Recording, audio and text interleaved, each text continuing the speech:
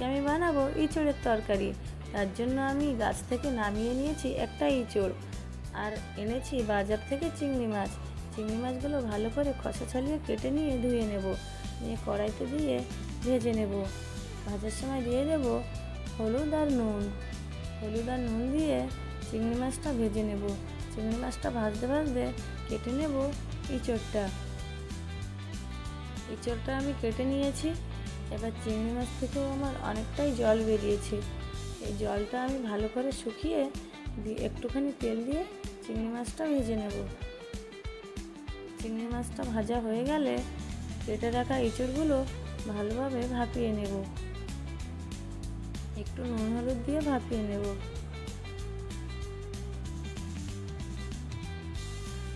এগুলো ভাপতে ভাপতে আমি একটু মশলা বেটে নেব, আদা রসুন আর লঙ্কা, এগুলো আমি শিলে বেটে নেব।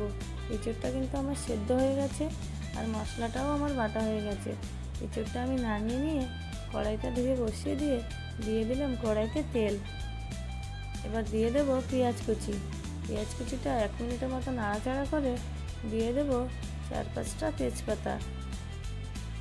তেজপাতাগুলো দিয়ে দেব আদা রসুন পেস্ট।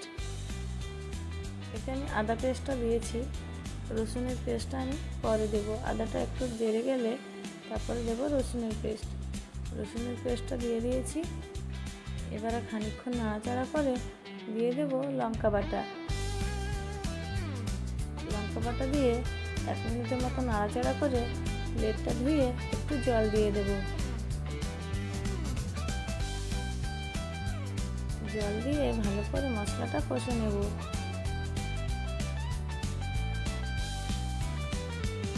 মশলাটায় দিয়ে দেবো একটু নুন আর হলুদ।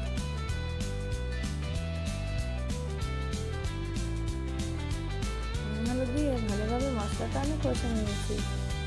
এবার দিয়ে দেবো ভেজে রাখা চিংড়ি মাছগুলো। চিংড়ি মাছটা দিয়ে 2 মিনিটের মতো নাড়াচাড়া করে নেব। এবার দিয়ে দেবো ভাপিয়ে রাখা ইঁচড়টা দিয়ে তরকারিটা আমি 5-6 মিনিটের মতো কষে নেব।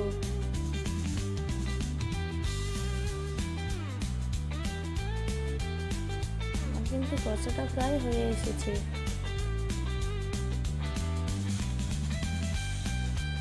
এবার আমি দিয়ে দেব জল।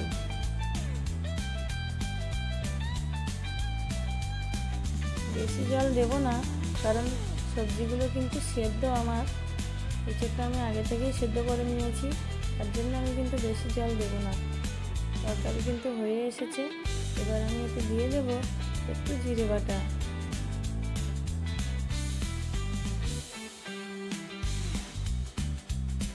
জিরে বাটাটা দিয়ে 2 মিনিটের ভিতরে তরকারিটা আমি নামিয়ে নিয়ে আসবো।